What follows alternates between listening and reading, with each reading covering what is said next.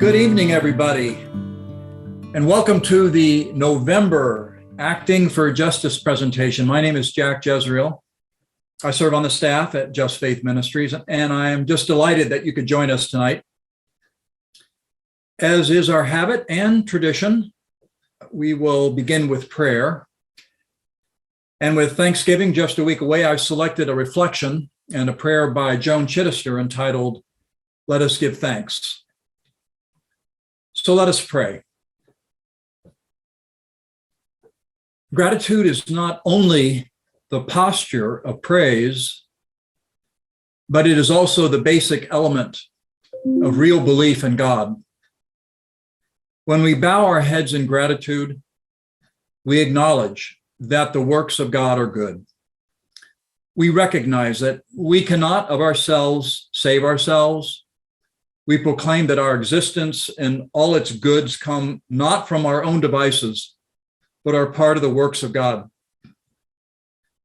Gratitude is the alleluia to existence.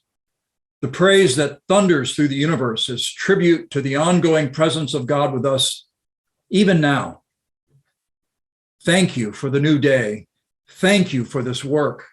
Thank you for this family. Thank you for our daily bread. Thank you for this storm and the moisture it brings to a parched earth. Thank you for the corrections that bring me to growth. Thank you for the bank of crown vetch that colors the hillside. Thank you for pets that bind us to nature. Thank you for the necessities that keep me aware of your bounty in my life. Without a doubt, gratitude saves us from the sense of self-sufficiency that leads to forgetfulness of God. Let us learn to come to prayer with an alleluia heart. Praise to you, O God, let all creation sing your praise. Amen. And now it's my pleasure to introduce you to my friend and tonight's presenter, Tom Ulrich. Tom has over 40 years of professional experience in assisting faith communities organize their social justice efforts. He has held positions in both local and national social justice organizations, including Catholic Charities USA, Catholic Relief Services, Ignatian Volunteer Corps, and more. Tom also happens to be a Just Faith graduate. And in fact, Tom played an absolutely crucial role in getting the Just Faith project initially started in 2000-2001 under the sponsorship of Catholic Charities USA. I don't say this kiddingly. If it wasn't for Tom, I'm not sure we'd be here tonight, to be honest with you. Recently retired, he now offers leadership skills training workshops, strategic visioning and planning sessions, ministry management coaching, and facilitation of spirituality of social justice ministry retreats. So if any of that appeals to you, be in touch with Tom. Tom is also the author of a couple of books, which he will, I hope, describe later. Tom is a good friend and a good man. And Tom, we're delighted that you could join us tonight. Welcome. Thank you, Jack. And it's really great to be here. Thank you, Jack, for just letting people know two things about me: that one, I'm old, and two, that I couldn't hold one job for over 40 years. So thank you so much for sharing that bit of information about me. It was really, I loved Jack, I really loved the opening prayer by Sister Joan. It was great. And it was really interesting because as I was preparing my own presentation that I'm going to be giving, I actually wrote on my notes, begin in the spirit of gratitude. So I don't know if that's a sign or what, but I really did appreciate that. So I am going to begin what I have to offer this evening in the spirit of gratitude. And the first expression of gratitude that that comes to my heart is to thank the Just Faith staff for inviting me, and particularly Susie and Leela, and my very good friend, Jack Jezreel. Jack gave me way too much credit. My role in the opening days in the organizing of getting Just Faith National was essentially to stay out of the way and let people who know what they're doing do the operation. But in any case, I really do appreciate that. And it is really a gift for me personally to be connecting here with Just Faith Ministries. I also am going to be thanking you all who are hooked in this evening and listening, but I'm going to do that a little in just a couple of minutes. And I want to do that in connection with describing what I'm going to be doing this evening and end with my gratitude to you all. And what I am going to be doing this evening is sharing with you all something that I've been discernment about and praying about, including prayer, of course, and thinking about for years, as a matter of fact, in my ministry of social justice ministry, particularly in faith communities. I want to share the ending point, not really the ending point, but where I'm at right now. And that is that I want to make a claim after all that discernment. And that is that I feel pretty strongly that there is a significant need for a specially designed spirituality vehicle for those ministers who are involved in social justice ministry, particularly in faith communities. And I come to that conclusion through basically a process that began with the Holy Spirit. I think was the Holy Spirit. It took me a while to figure that out, but the Holy Spirit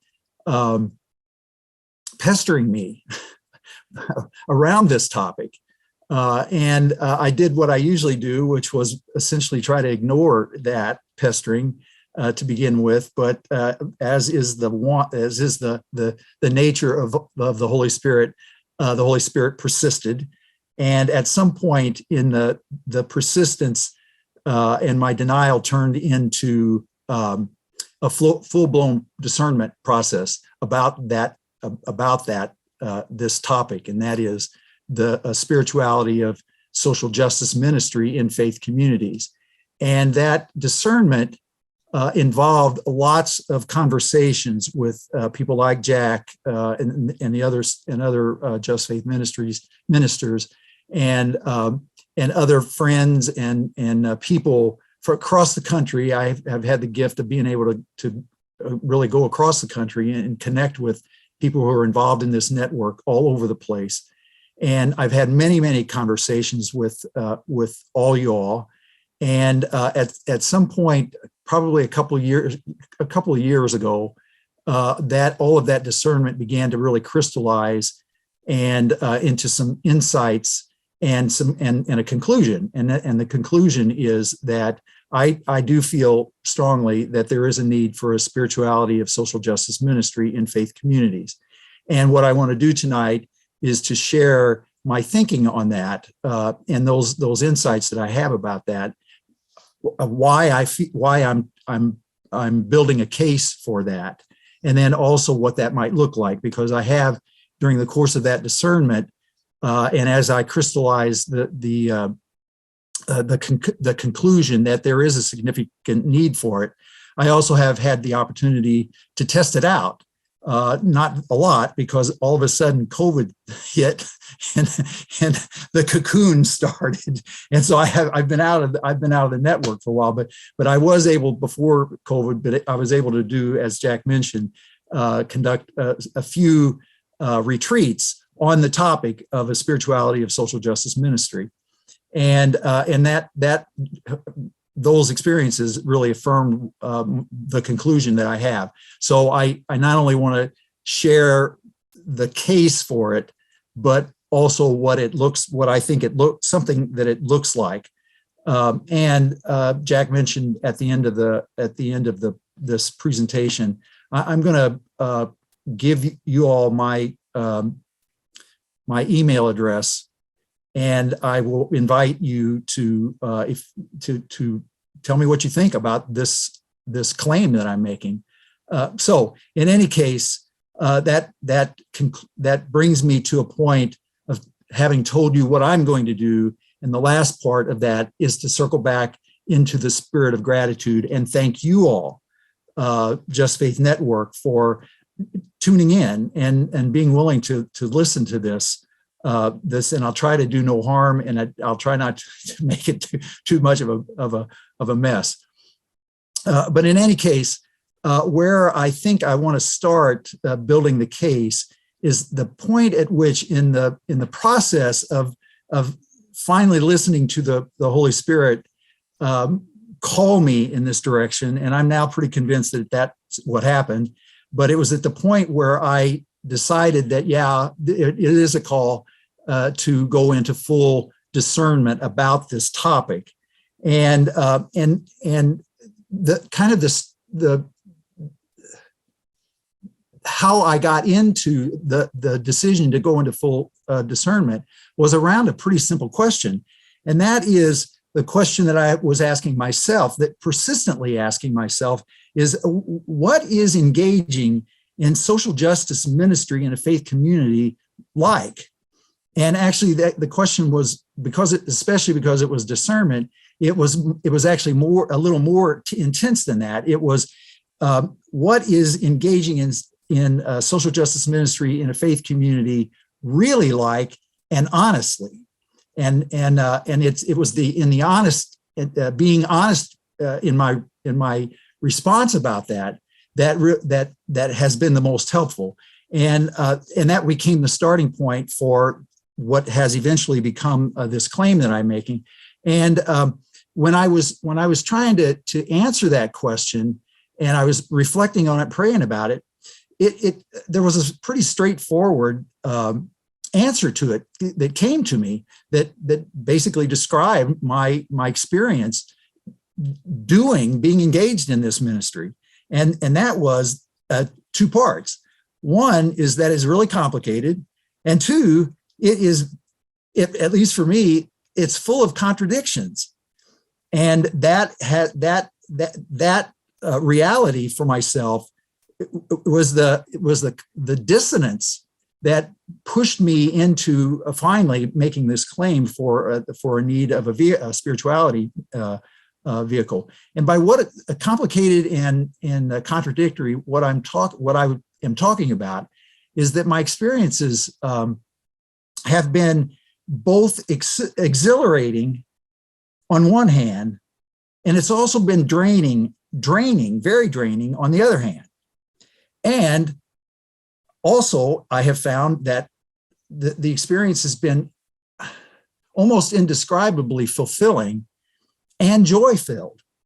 But at the same time, it's been frustrating, and at times it's been enraging. And that's part of the honesty that I have to that I will confess to you all. It's been enraging at times.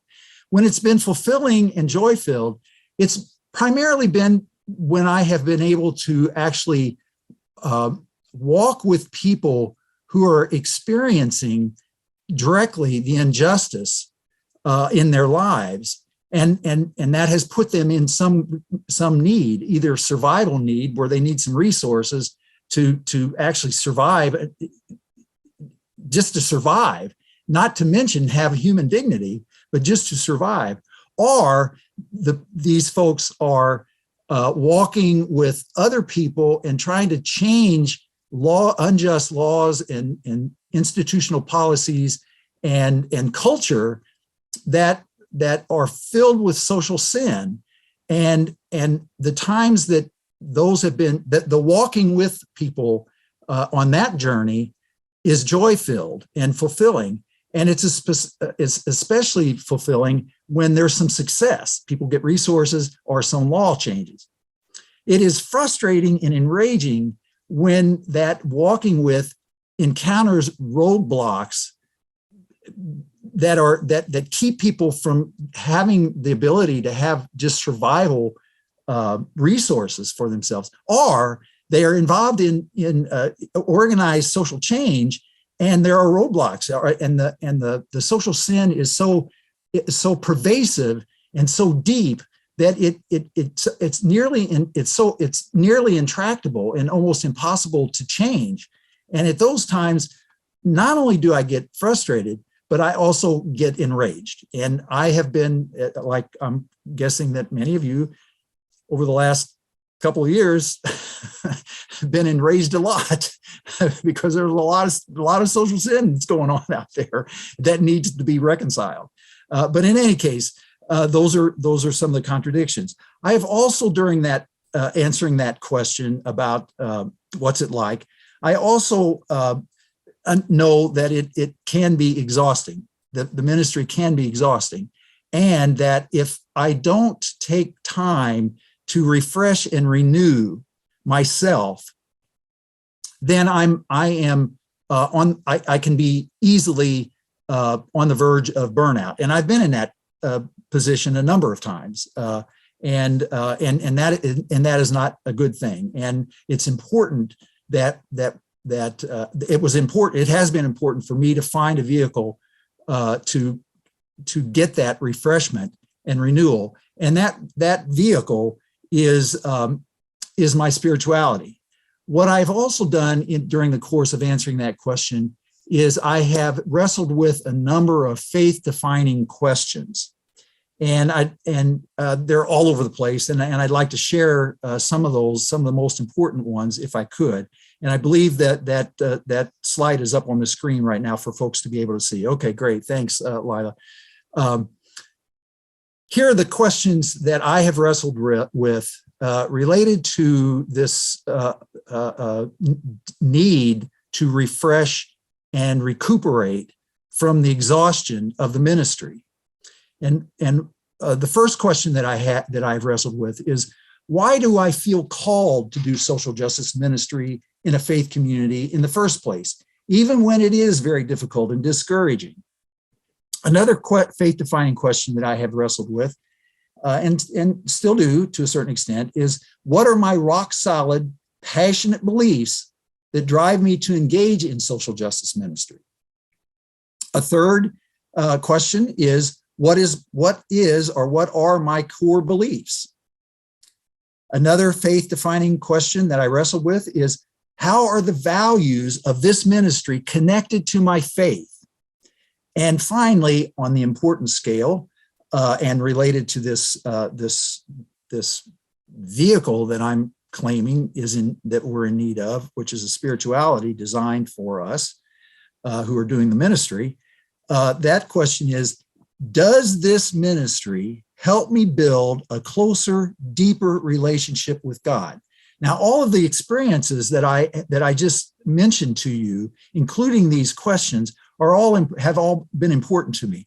But probably the most important of these experiences is the wrestling with that last question, and that is, does this ministry help me build a closer, deeper relationship with God? And when I wrestle with that, what I am clear about is that question is the heart of what a robust spirituality is all about. Spirituality is about the regular practices that we engage in that open the door to building a closer relationship with our God. Now, I know that there have been a lot of things said and a lot written about the connection between spirituality and social justice ministry and social justice. Excuse me. And those are all really important. They've been very important to me in my life, and I have gravitated towards those connections between the two. But that's not exactly what I'm talking about here in terms of what I think is a real need. What I'm talking about is a spirituality vehicle that is specifically designed for the ministers of social justice ministry in faith communities, and particularly the leaders like we are. That there is a strong need for such a spirituality out there in order for us to stay in the ballgame and keep moving. So that is my case for why I'm making the claim. And now I'm going to switch to, okay, what does that look like? And let me start with a definition of spirituality, of social justice ministry in faith communities. And what I would propose that is a sacred process that opens and expands our hearts to be more and more aware of God's presence in all things, but especially within ourselves and in others.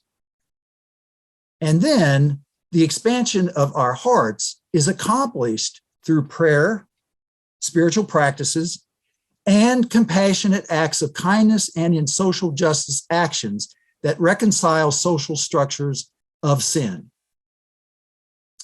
And I want to just highlight 2 points in that definition and why those, and the fact that they are in this definition that I'm proposing. And the first thing that I want to highlight is the last section of the first part. And it's the section that says, it's right after more and more aware of God's presence in all things, especially within myself and in others.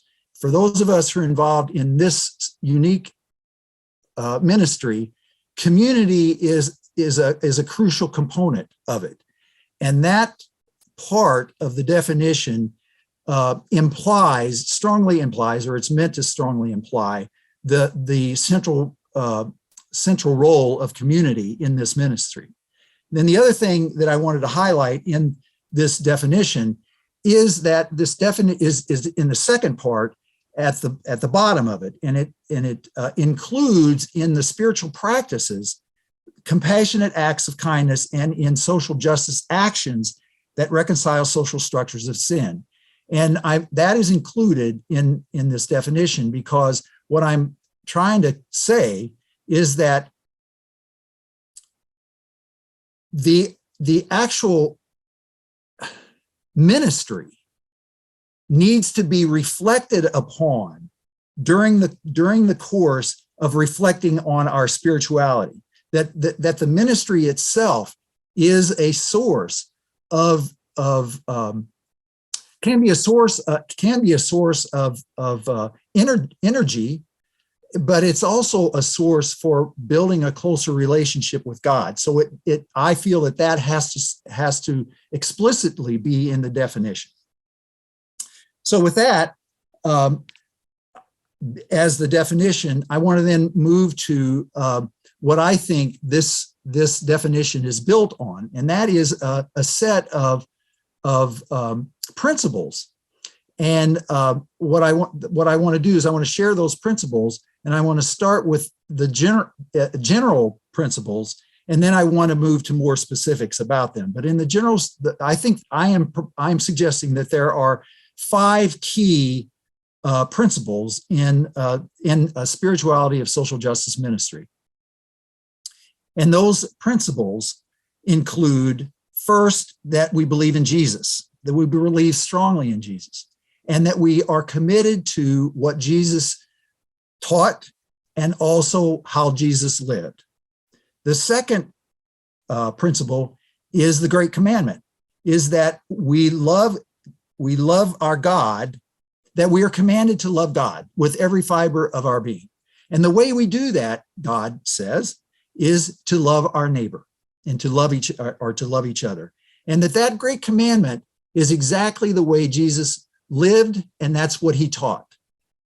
The third principle is the central role that community plays in acting out and obeying the great commandment. And the fourth principle is the spirit of solidarity, is the way that we build relationships of love with each other. And then finally, that this spirit of solidarity's glue is actually a spirit of joy in our lives. So that's a general outline of the description of the 5 key principles. Let me go into a little bit of detail now, if I could, with the next slide, please. Thanks, Leela. The first principle about Jesus, this is the way it goes a little more in principle or in detail. Jesus, with his life example and teachings, is our leader, our guide, and our closest supportive friend. And I believe and propose that this principle is the core principle from which all the other principles flow.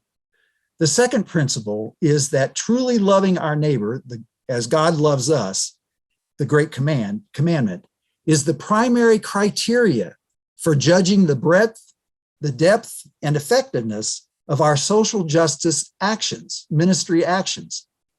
It is out of this great commandment that comes out of Jesus's life and teaching, and embedded in this great commandment is where many of the social teachings of our Christian faith communities are rooted. The third key principle is that it is only in community where everyone is fully able to participate in constructing a just, harmonious world where God's vision for us best comes alive, and where gathering and sending is the mission of the faith community.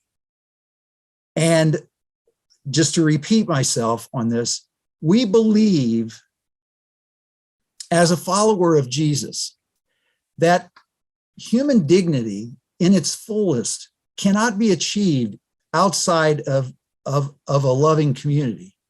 And our social ministry, our social justice ministry, recognizes that reality. And in fact, that's why we call it social.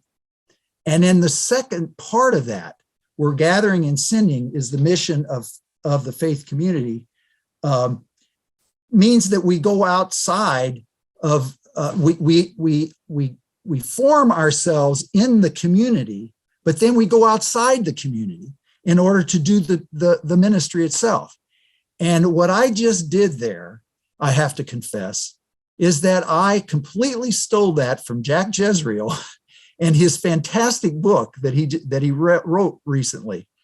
And Jack does a fantastic job of describing what this gathering and sending ministry is all about, the centrality of that being the mission of any faith community. And in this third principle, that has to be a part of this principle of social justice ministry in a community. The fourth principle is a genuine spirit of solidarity is deeply felt and practiced, and that solidarity has no boundaries or conditions to the great command, love of neighbor. And then the final, I'm sorry, it's not really the final, but the next key principle is that that joy is the binding ingredient for our spirit of solidarity. And I had a mentor who used to say that nobody will follow a grim do-gooder. We who are in this ministry are called, just by the nature of the ministry, to do that and to practice it and to lead it with a spirit of joy. And that joy is actually the glue of this spirit of solidarity that we have to believe in as we are doing our ministry. I hope those make sense, and I propose them as the core set of principles around which, or in which, a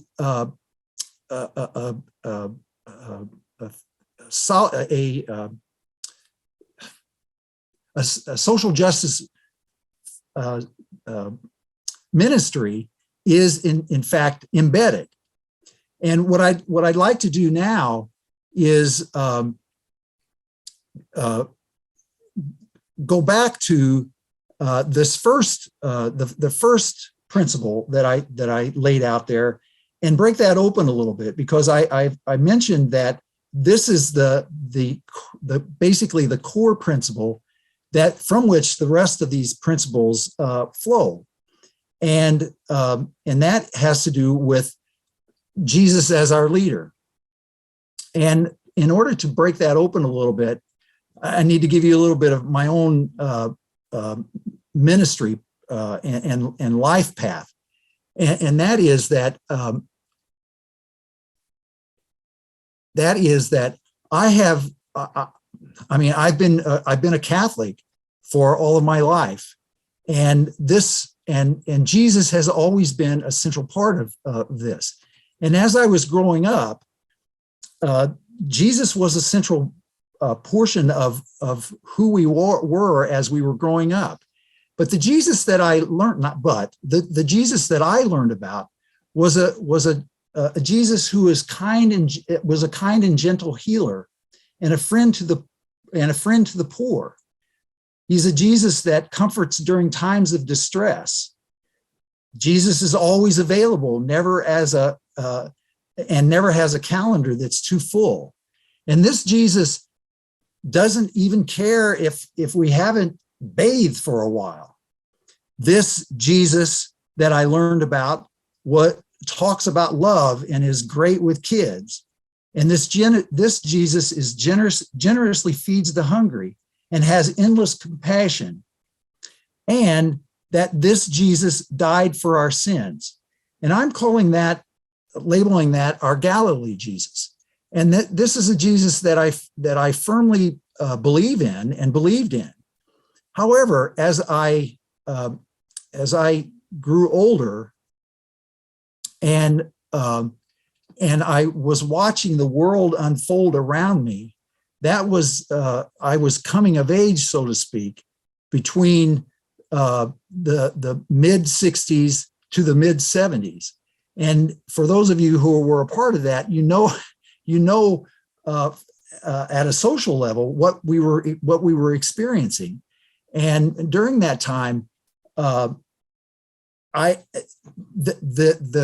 Jesus, this Galilee Jesus that I was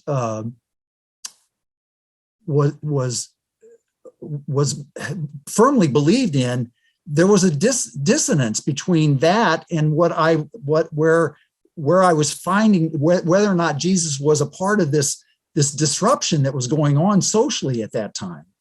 And so I was curious about that. I never lost my faith in this Galilee Jesus, but the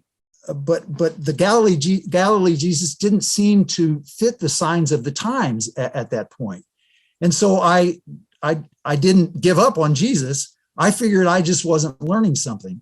And sure enough, so I did kind of a deep dive in Jesus. And what I learned was that there was this Jesus that drove the money changers out. And there was this Jesus that tells morality stories with sharp pointed religious, political, and social cultural lessons.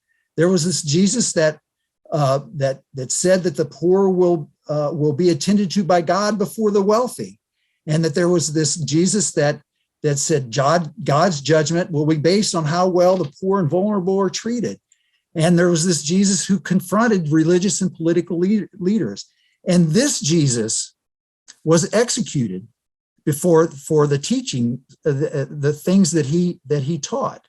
And so these two sides of Jesus became eye-opening for me. And I feel strongly that these two sides of Jesus are the core of what our faith is calling us to.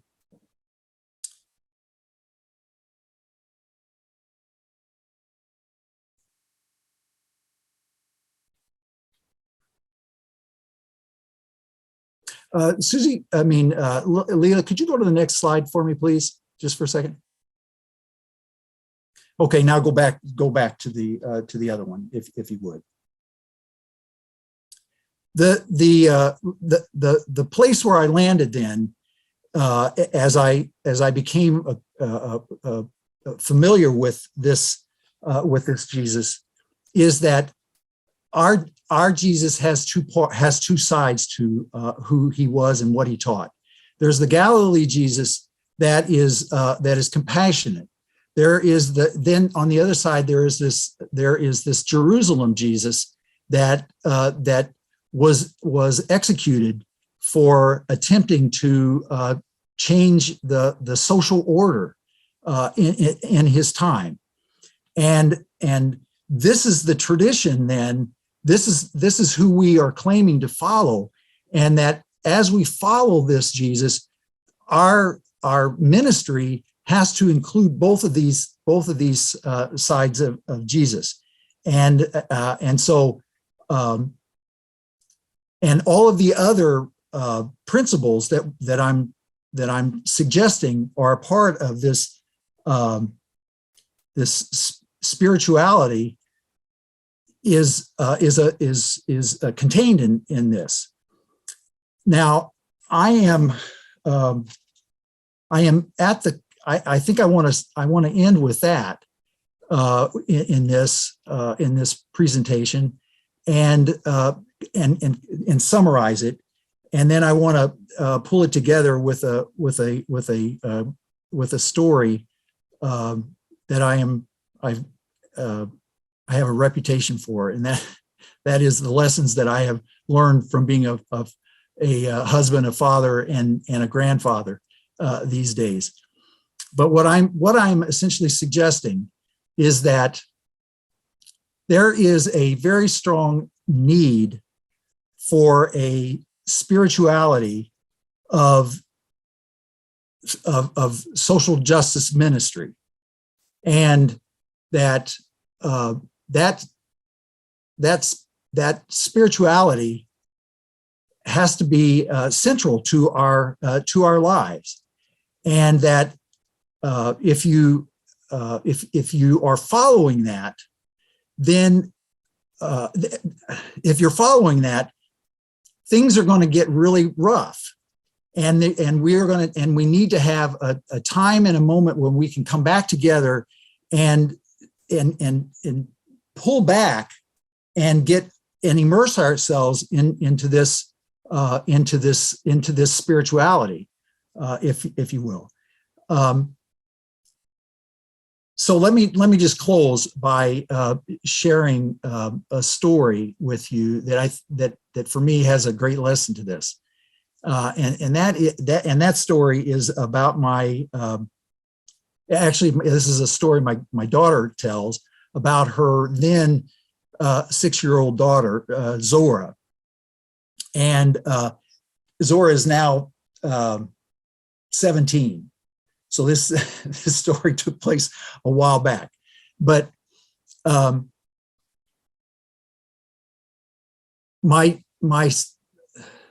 story begins with the fact that my son-in-law is a scavenger, and he found a tandem bicycle, and he decided to pull that out of a trash can and rehabilitate it. And he put the tandem bicycle together, and once he had it together, he was my daughter, who was at that time an avid bicycler and still is, but not quite as much now anymore. She wanted to test it out, so she decided that she and her daughter, 6 years old at the time, would go on a bicycle ride and go to a nearby park.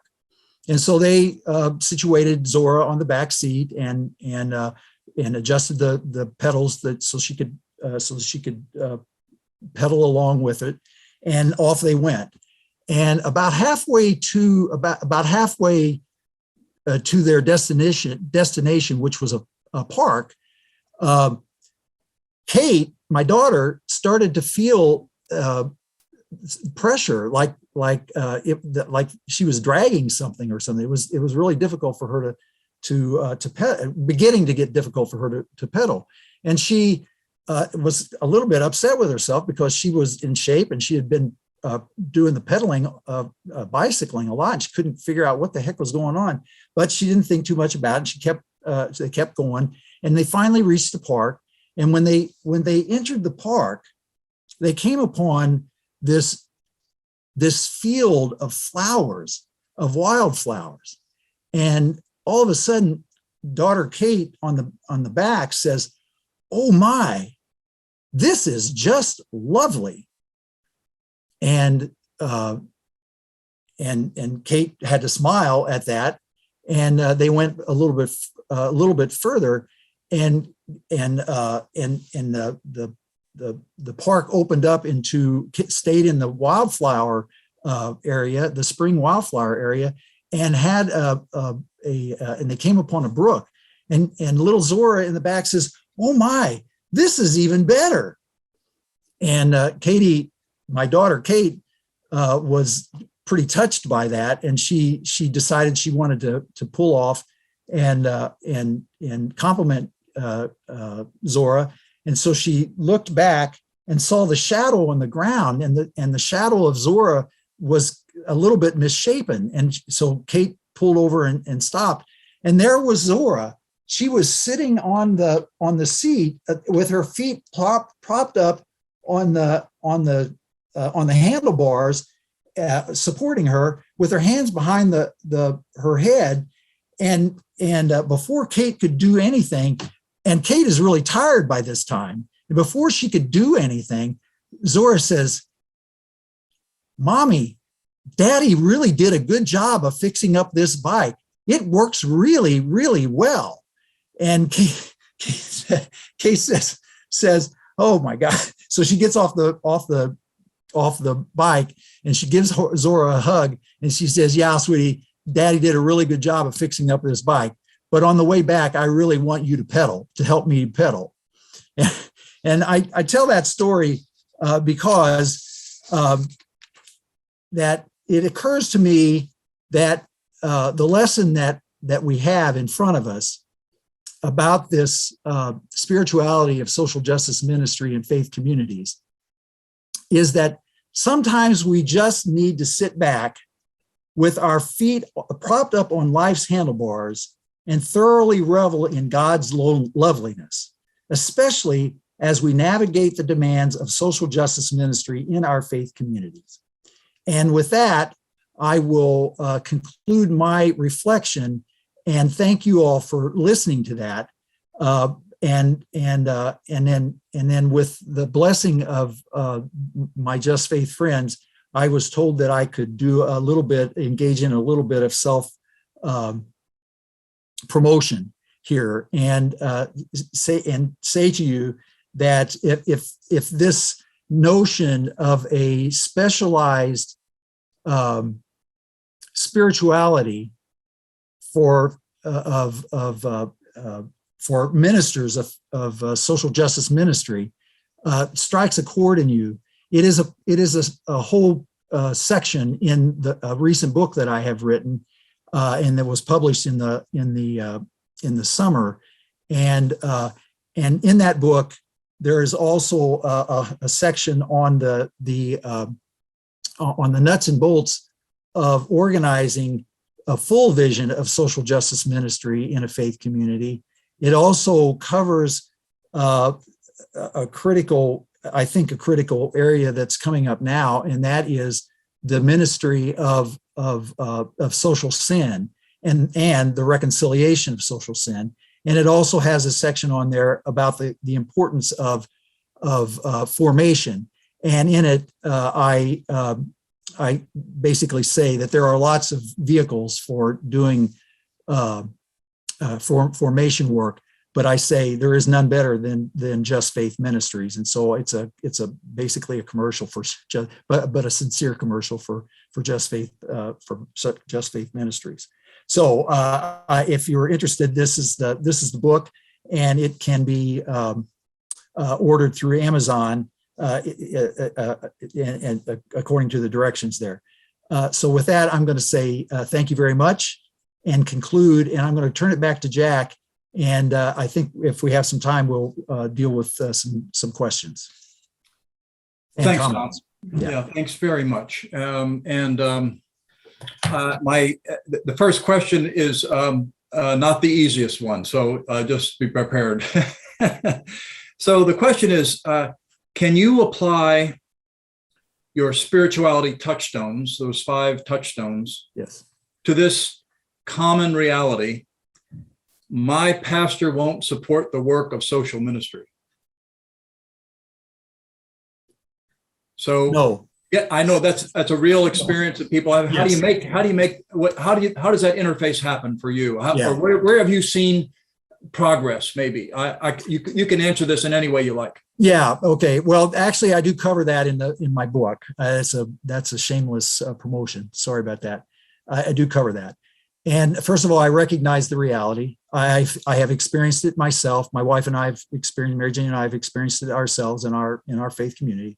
And there are a number of things that can be done. I think one of them is to go underground in your faith community, and to just recognize that the pastor is not going to lead, and you do whatever you can in your faith community to follow up on your call to do social justice ministry. That's one option. Another option that I outline in the book is that you change communities, and you go searching for the community. And one of the things, and which my wife and I did when we lived in the Washington, D.C. area.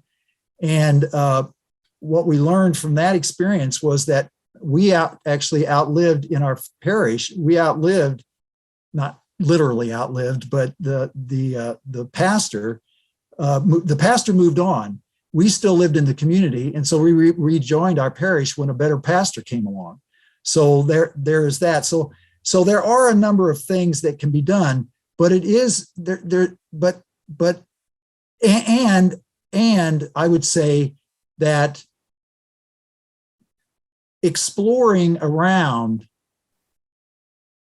and finding a faith community that meets your needs, particularly the needs of social justice ministry, is a viable way to deal with that issue. I have found personally that railing against that within my parish did very little good, and it was a source of constant irritation for me. So the best advice that I have is to look around and find that community that will genuinely be a gathering and sending kind of community. I don't have a lot of good news on that, but those things that I just mentioned, I think, can work for a person individually. The main, and the final thing I'll say on this, the main thing that I have found is that it's really important. It is critically important to stay connected with a community, and not to give up on it, and not to isolate yourself when you're trying to practice that spirituality that I was trying to describe. Tom, if I could follow up on that question. Yes, myself. please. There's a third option that I have sometimes prescribed when people have asked, and I'm wondering if you've seen this work, because I offer this advice, and then I'm not sure it's the best advice, but essentially it's don't ever stop inviting your pastor or the leadership of your church. In other words, whatever you do, keep inviting. My question is, it sounds good. Have you ever seen that work? I'd like to know. I am really glad that I'm in retirement and no longer working for the institutional church, because my answer to that, in my own experience, is that that does not work very often. I do not know of it working at all. In fact, Now, that sounds like a person of minimal faith, and perhaps persistence is the right way. Is a way to go, and I wouldn't necessarily discourage a person from doing that, particularly if they are highly invested in a particular faith community, a parish faith community. Then of course you do that. But at the same time, my own experience with that is that it doesn't work that often, and that it takes a long time. What I have found that it's usually better to do, given in my own life, given my own impatience, to be involved in the social justice ministry, actively involved in it. And if it's not being practiced in my own geographic community, my impatience and my drive is to search something out that I can find is a better way to go. Now, I am always reluctant to take a different view than Jack Jezreel. So, just kidding, Jack. But that's been my experience with that. Fair and enough. I feel pretty free to say that, particularly now that I'm no longer employed by the institutional Catholic Church. Yeah, no, your response doesn't surprise me. I was just hoping it would be different. Hey, Tom, here's another question. You spent some time talking about sort of the Galilee Jesus and the Jerusalem Jesus. Yes. What's the importance of the integration there? Like you opted, instead of saying I moved from the Galilee Jesus to the Jerusalem Jesus, you talked about merging, and what's the significance of that? Well, the significance is very personal for me personally. I love the Galilee Jesus. I love the Jerusalem Jesus, and they are the same Jesus. And so it's actually not possible in my mind, and as I presented it, it's not possible to separate those out. It's only possible to do it when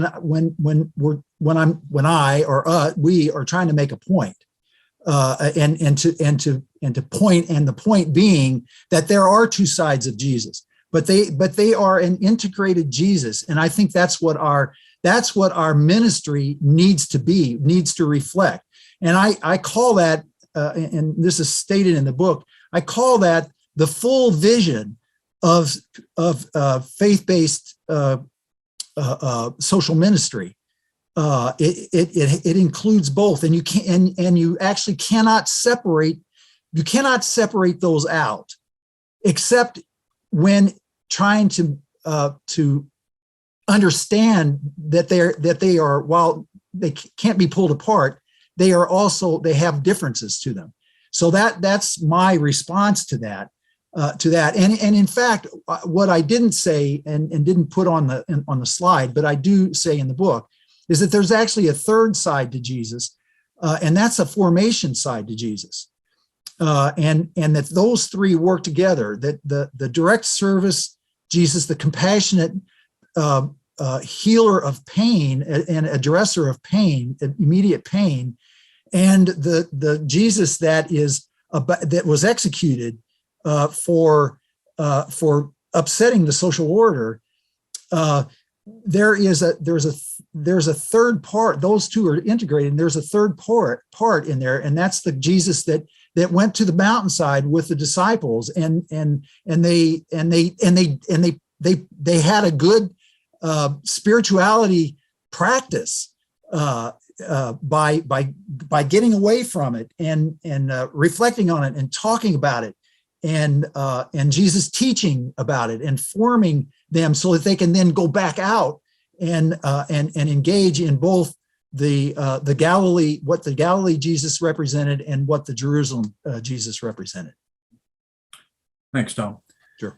Another question, and I'm not going to be able to get all to them. In fact, this will probably be our last one, Tom, but this is a practical question.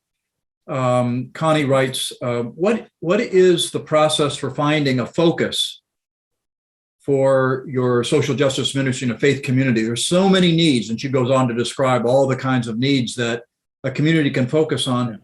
So I know that you've done some of this work. Yes. What's your recommendation for how do you help a community, or how does a community discern what's theirs to do and what's not to be done because you simply can't do everything? Yeah. Get my book.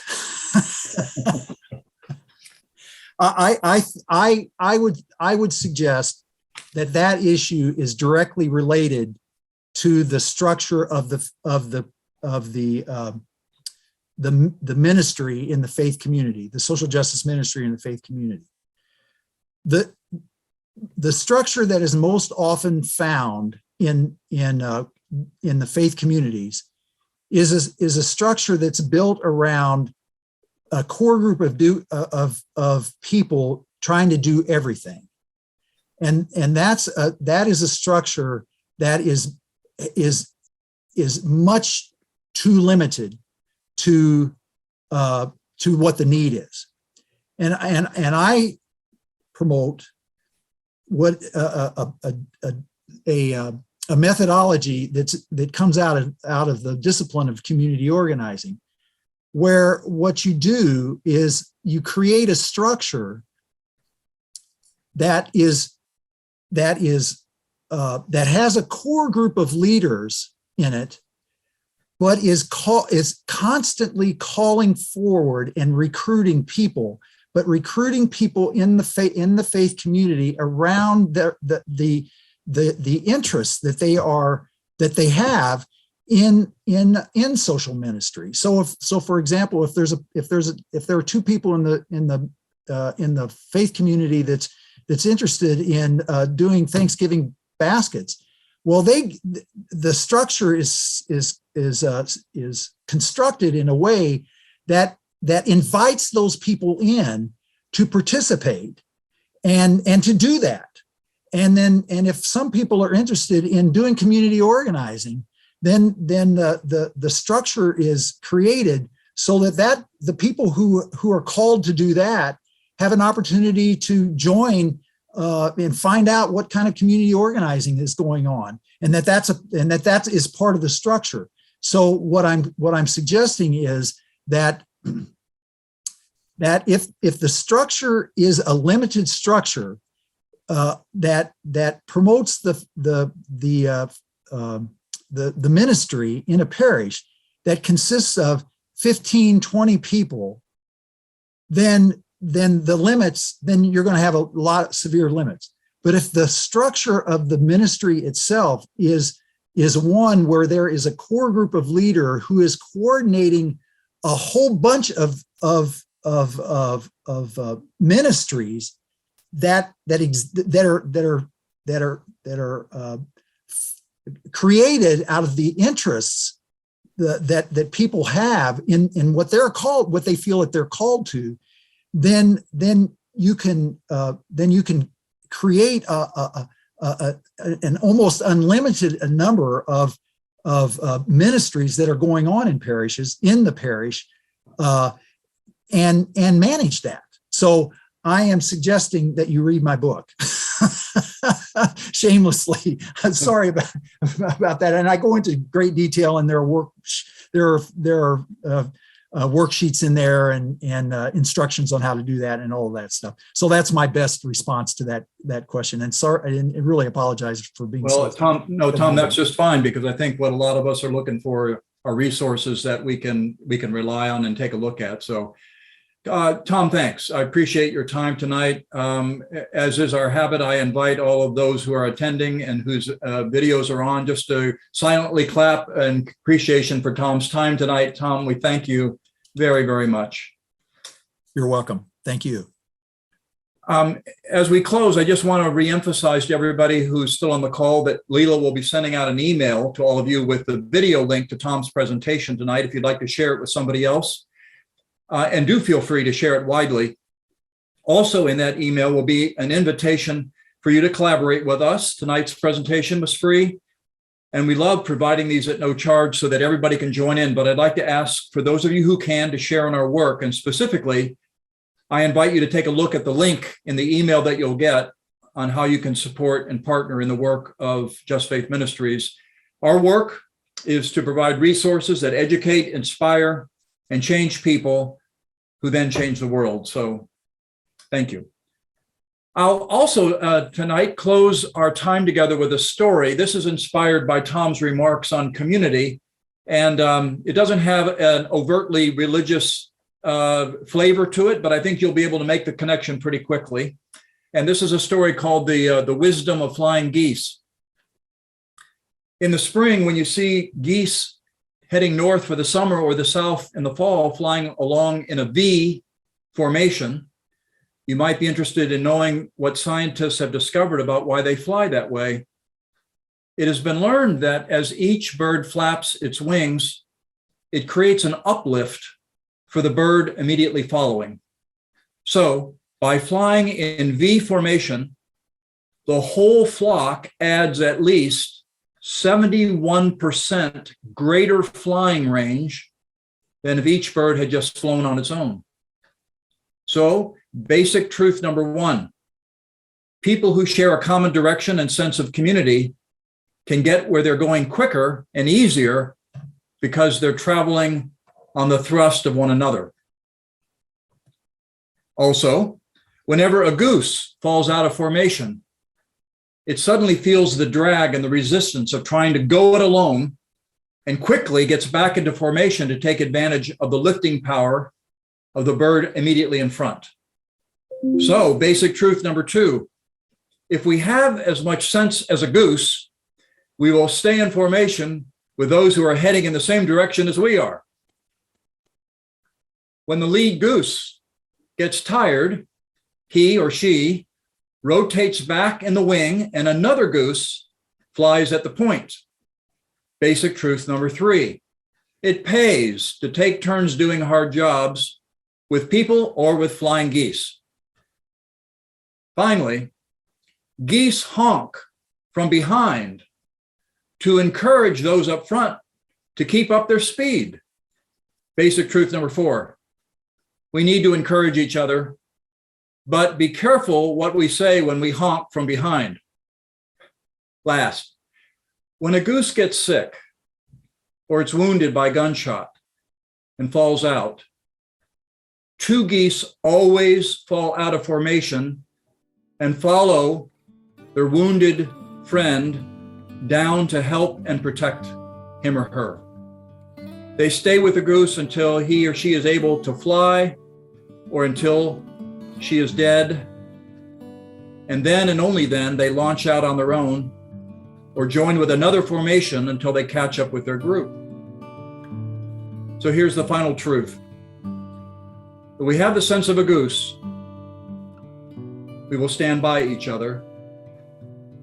We'll protect one another. And sometimes we'll make new friends who seem to be going in our direction. End of story. And end of our time together. We'll hope you'll join us next month for Marie Dennis. Thanks again for joining us, and good night.